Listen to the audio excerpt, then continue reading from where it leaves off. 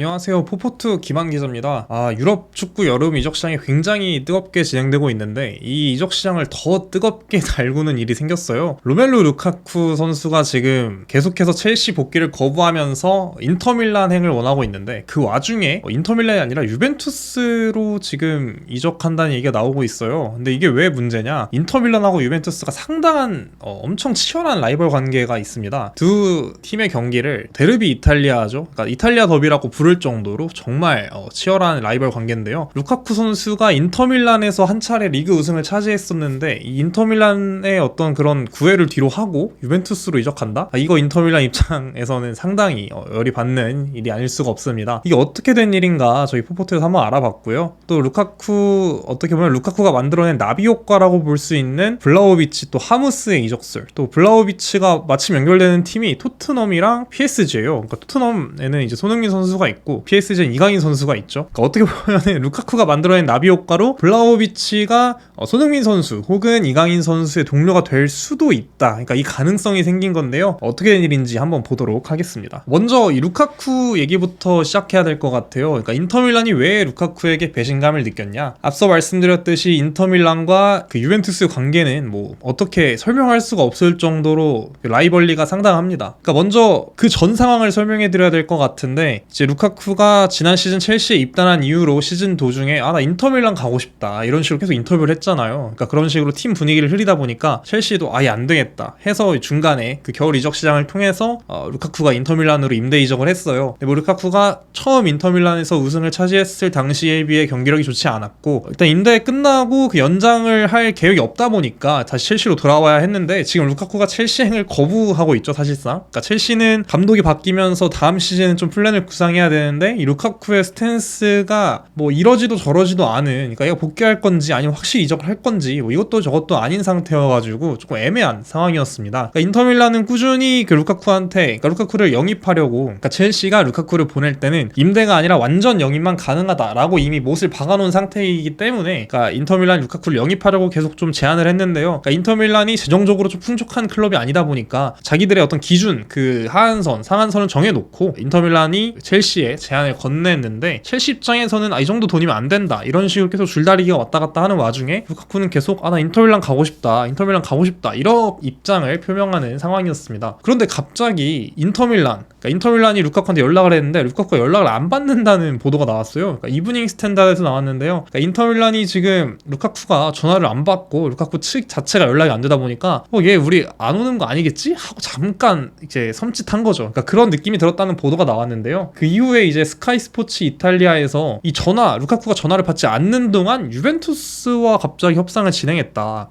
이러면은 이제 인터밀란 입장에서는 얘가 지금 우리 전화도 안 받더니 갑자기 우리 라이벌 팀이랑 협상을 진행해? 하고 이제 화가 날 만한 그런 상황인 거죠. 가제타에서 나온 보도인데요. 그러니까 인터밀란이 이 이야기를 듣고 분노가 폭발했다고 합니다. 어떻게 그 타임라인을 정리하면 인터밀란이 먼저 연락을 했는데 루카쿠가 안 받고 그 사이에 유벤투스와 협상을 진행하다 보니까 끝나고 나서 이제 연락이 된 거예요. 딱 전화를 받았는데 좋은 이야기가 오갈 리가 없겠죠. 그러니까 가제타에서도 인테르가 그 루카쿠가 유벤투스와 협상을 진행했다는 소식을 접하고 칼에 찔린 느낌이었다. 그러니까 그런 진짜 배신감을 느꼈다. 이런 것 때문에 루카쿠한테도 당연히 좋은 말이 나올 수 없었겠죠. 그러니까 가제타에서도 인테르가 칼에 찔린 느낌이었기 때문에 좋은 이야기가 오가지 않았다. 뭐 조금 아예 번역투로 표현하면은 뭐 누더기가 날아다녔다 이런 식으로 표현을 하더라고요. 그러니까 그만큼 솔직히 뭐 욕설만 안 했지 뭐 할 말은 다 하지 않았을까 싶습니다. 그다음에 이후에 칼치오 메르카토에서 그 이전에 과거에 루카쿠 발언을 조명을 했는데요. 그러니까 2021년이었습니다. 루카쿠가 인터밀란에서 세리에 우승을 차지하고 첼시로 이적한 이후에 한 인터뷰로 보이는데, 당시 루카쿠는 나는 돈 때문에 첼시로 온 게 아니라 우승하기 위해, 루카쿠의 친정팀이 첼시였잖아요. 그러니까 루카쿠는 꾸준히 자신의 그 우상이 디디에 드록바라고 얘기를 했던 선수였고, 그래서 첼시에 입단한 이후에 나는 돈 때문이 아니라 이 친정팀에서 우승을 차지하기 위해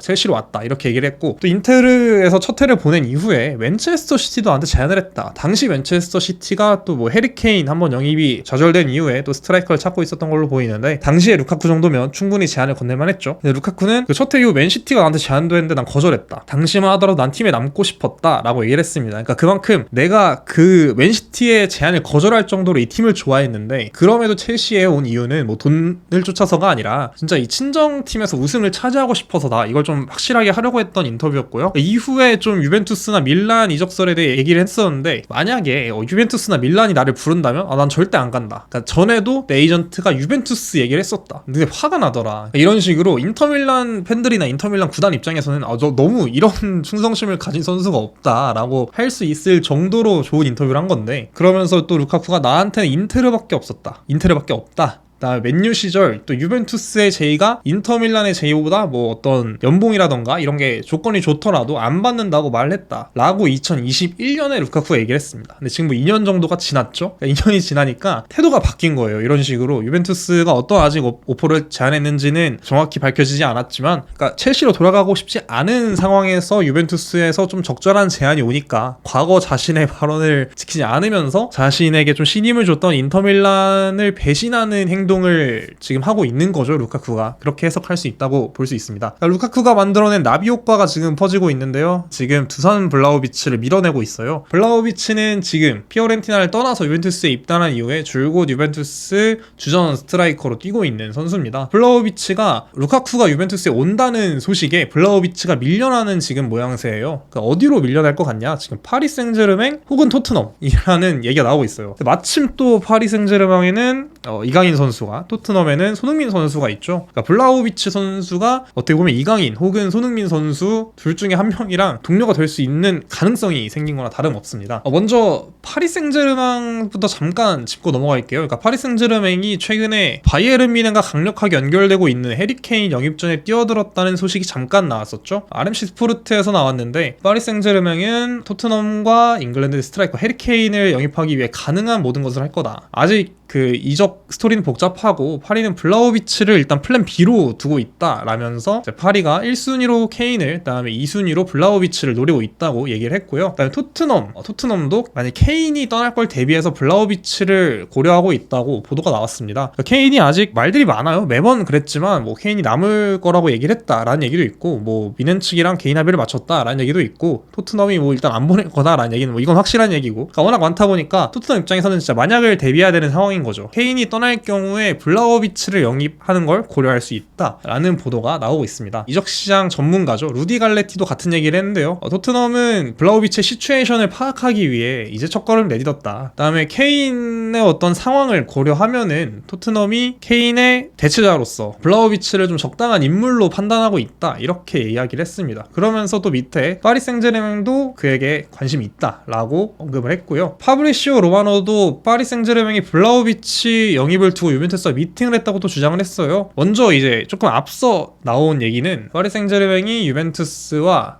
이번 주 초반에 블라우비치를 두고 이야기를 나눴다. 그다음에 블라우비치가 파리 생제르맹 이적이 열려있다. 거래 자체는 클럽 간의 문제다. 선수는 파리 생제르맹으로 갈 어떤 의사가 있다라고 이야기를 했고요. 그다음에 이제 로마노가 얘기한 거는 파리 생제르맹이 다음 주에 블라우비치한테 비드를 넣을지 말지 좀 결정을 내릴 거다라고 이야기를 하면서 계속해서 파리 생제르맹이 블라우비치와 연결되고 있는 모습을 볼 수 있었습니다. 사실 블라우비치 이야기는 제가 알기로 지난주부터 꾸준히, 그러니까 나오고는 있었어요. 근데 이 루카쿠의 그 이적이 조금 더 이상해지다 보니까 블라우비치의 이적설에도 영향이 간 거죠. 진짜 루카쿠가 만들어낸 나비 효과라고 설명할 수밖에 없겠는데요. 또 알프레도 페둘라, 그러니까 이탈리아 마찬가지로 루디 갈레티와 마찬가지로 이탈리아 이적시장 전문가인데 같은 이야기를 했습니다. PSG가 뭐 보너스를 포함해서 이 블라우비치한테 9천만 유로를 제안하려고 한다. 그러니까 뭐 그만큼 PSG가 어떻게 보면 블라우비치한테 관심을 가지고 있다는 걸로 해석할 수 있겠죠. 그다음에 스포츠존에서 나온 단독 보도에서는요, 블라우비치 그리고 곤살로 하무스라는, 이제 뭐 아시는 분들은 아시겠지만 포르투갈의 공격수가 있는데 PSG와 개인 합의를 맞췄다. 그러니까 PSG가 어떻게 보면 케인을 영입하지 못할 경우, 그 다음에 뭐 케인을 영입하지 못할 경우 자체도 일단 은바페 때문이겠죠. 은바페가 지금 뭐 남을지 떠날지 확실치 않은 상황이다 보니까 그러니까 그런 걸 미리 다 대비해서 블라우비치 그리고 하무스까지 생각을 하고 있는 모습입니다. PSG가 만약에 은바페, 지금도 물론 전문 스트라이커가 뭐 사실상 없다고 볼 수 있고요. 그 다음에 은바페 음바페가 떠나면은 진짜 공격수가 없는 상황이거든요. 뭐 아무리 네이마르, 뭐 아센시오, 뭐 이강인 이런 선수들이 있다 그래도 결국엔 어떻게 보면 골을 넣어줄 수 있는 선수가 필요한 건데, 그걸 대비해서 블라우비치 그리고 하무스와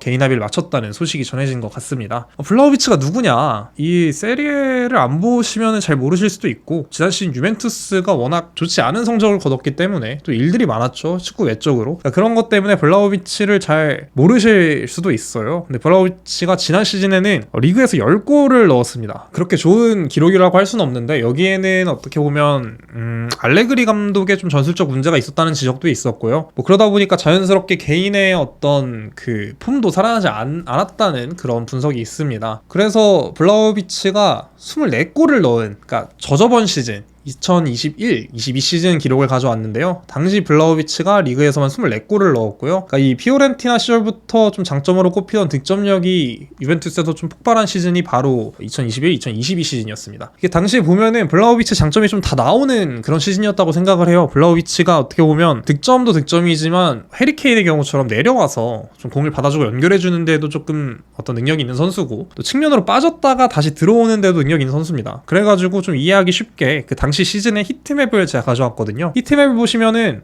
센터 서클에 블라우비치가 꽤나 히트맵이 빨갛게 찍혀있는 걸 볼 수 있어요. 그리고 특정 구역에 몰려있다기보다 저 중원 지역에 위아래로 폭이 넓게 히트맵이 찍혀있는 걸 보실 수 있는데요. 그러니까 이렇듯 블라우비치가 좀 내려와서 공을 연결해주고 좀 올라가서 득점을 마무리해주는 그런 데 좀 능한 선수라는 것을 알 수 있습니다. 어떻게 보면 지금의 해리케인이 생각나는 히트맵인 것 같기도 해요. 그래서 토트넘과 연결되는 것 같기도 하고, 그래서 한번 봤습니다. 제가 이거는 직접 만든 예상 포메이션인데요. 그러니까 사이트에서 만든 예상 포메이션인데요. 일단 지금 오피셜이 나온 선수들로 구성을 했고요. 골키퍼의 경우 다음 시즌에 비카리오 선수가 나올 가능성이 높겠지만, 지금은 비카리오 선수가 이 사이트에 얼굴이 안 나오더라고요. 그래서 일단 요리스로 넣었습니다. 하여튼 이제 블라우비치를 먼저 넣었는데, 블라우비치가 과연 손흥민 선수가 잘 맞을까 한번 고민을 해봤어요. 근데 앞서 말씀드린 것처럼 블라우비치가 밑으로 내려와서 연결해주는 능력도 있고 측면으로 빠졌다가 들어갔다 하는 그런 능력도 있는 건데, 해리케인 선수랑 비슷하다고 제가 말씀드렸잖아요. 그러니까 그런 면에서 어떻게 보면은 손흥민 선수를 가장 좋게 활용하는 방법이 그런 식으로 스트라이커가 수비를 끌고 내려와서 손흥민 선수가 그 뒷공간으로 침투하는 모습을 보고 이제 공을 찔러주면 손흥민 선수가 마무리하는 그런 모습이 좀 이상적인, 손흥민 선수를 활용하기에 이상적인 모습이라고 제가 생각을 하는데요. 그런 면에서 블라우비치 선수의 그런 연계 능력은 손흥민 선수한테도 좀 도움이 되지 않을까 저는 생각을 합니다. 또 블라우비치가 마무리에도 좀 능력이 있다 보니까 손흥민 선수가 뭐 보냈을 때 정말 지금 해리케인과 연계를 하는 것처럼 공을 보내줬을 때 블라우비치가 직접 마무리할 수 있는 기회도 있을 것 같고요. 또 이번에 토트넘이 제임스 메디슨을 영입하면서 공격형 미드필더 포지션을 채웠잖아요. 그러니까 메디슨의 어떤 어시스트 능력도 손흥민 선수와 블라우비치 선수가 있으면은 조금 더 좋게 긍정적으로 나타나지 않을까 생각을 합니다. 그다음에 파리 생제르맹이랑 연결되는 블라우비치 외에 또 하무스가 있었죠. 하무스가 누구냐? 하무스는 진짜 모르겠다라고 하실 수도 있는데요. 블라우비치는 뭐 유벤투스에 있었으니까. 근데 하무스는 지금 소속팀이 SR 벤피카입니다. 그러니까 포르투갈 리그 명문인데, 솔직히 포르투갈 리그까지 챙겨보시는 분들이 많이 없을 거라고 생각을 해요. 그러니까 하무스가 누구냐? 들어보신 분들은 또 있을 것 같습니다. 지난해 그 카타르 월드컵 당시에 포르투갈 국가대표로 월드컵에 참가를 해서, 원래는 이제 주전 스트라이커가 호날두잖아요. 근데 호날두가 워낙 그 경기력이 떨어진 상태다 보니까 16강이었던 것 같아요. 하무스를 투입을 했는데 하무스가 여기서 헤트트릭을 해버립니다. 이름을 제대로 알렸어요. 그러니까 하무스가 이때도 좀 보였던 장점이 그런 오프 더 볼 움직임이라던가 어떤 득점력, 득점 기회가 있을 때 그런 마무리 능력이라던가 이런 걸 좀 자신의 장점을 확실히 보여줬던 선수인데요. 하무스는 지난 시즌 리그에서 19골을 득점을 했고요. 벤피카의 어떤 주축 스트라이커로서 좀 성적을 내는데 당연히 기여를 했겠죠. 그다음에 히트맵을 보시면은 블라우비치랑 조금은 다르게, 물론 이선에서 좀 움직이는 모습을 볼 수 있지만 아무래도 좀 골문 앞에서 저렇게 빨간 점이 범위가 넓게 찍혀 있는 것을 볼 수 있습니다. 블라우비치에 비해서는 움직임의 어떤 범위가 넓은 편은 아니겠지만 그래도 자신의 그 찬스가 왔을 때 마무리를 하는, 그리고 마무리를 하기 위해 계속해서 움직이는 스타일의 선수라고 보시면 될 것 같은데요. 그럼 하무스는 PSG와 좀 잘 맞을까? 또 역시 비슷하게 예상 포메이션을 짜왔습니다. 그리고 앞서 PSG와 연결되기도 했던 블라우비치를 또 예상 명단에 넣어놨는데요. 하무스부터 설명을 한번 드려보겠습니다. 그러니까 하무스 같은 경우에는 지금 네이마르라던가 아센시오라던가 이강인 선수도 워낙 그 찬스 메이킹에 탁월한 선수들이잖아요. 계속해서 하무스한테 기회를 제공해줄 수 있는 선수들이다 보니까 하무스 하무스처럼 좀 오프 더블 움직임이 좋고 마무리가 좀 탁월한 선수가 있다면 이 네이마르나 뭐 이강인 선수나 뭐 아센시오 선수 이런 선수들한테도 조금 더 공격 포인트를 쌓는다거나 좀 플레이를 할 때 있어서 좀 편한 그런 동료가 되지 않을까라고 저는 생각을 하고 있고요. 그 다음은 또 이적설이 나오고 있는 블라호비치, 연계가 일단 좋다 보니까 또 네이마르 선수, 아센시오 선수, 이강인 선수 얘기를 해야 되겠는데 이 선수들이 또 연계하면 더 그 장점들이 빛날 수 있는 선수들이잖아요. 그러니까 블라호비치가 왔을 때는 또 다른 점을 기대해 볼 수 있고 하무스가 왔을 때는 조금 더 다른 점을 기대해 볼 수 있는 그런 두 영입인 것 같습니다. 아무래도 블라호비치가 토트넘 그리고 PSG 연결되다 보니까 이 손흥민 선수, 이강인 선수 합을